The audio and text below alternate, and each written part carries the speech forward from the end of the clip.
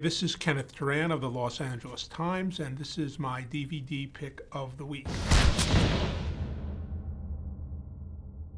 And this week, I am going to be dealing with two different DVDs that are both from the same period. They're from the time when silent film transitioned to sound film. And they're not American films, they're both from foreign lands. The first DVDs are a complete set of the works of Jean Vigo, who's a revered French film director.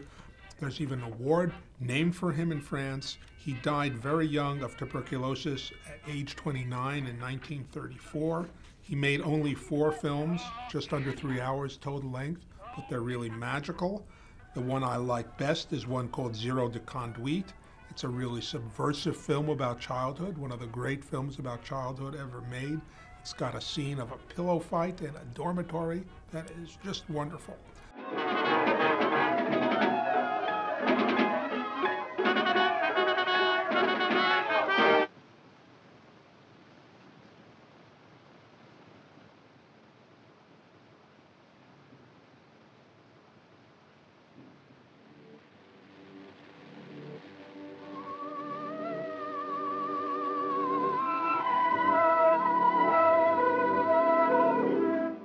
The film was subversive enough to be banned in France until 1945, more than a dozen years, but it's available now in this wonderful collection.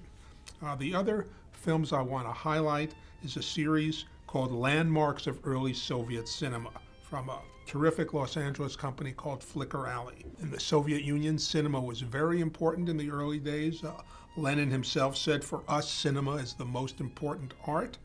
And this collection has 8 feature films from that early era, silent Soviet cinema from 1924 to 1930, really fascinating films that have long been almost impossible to find on DVD.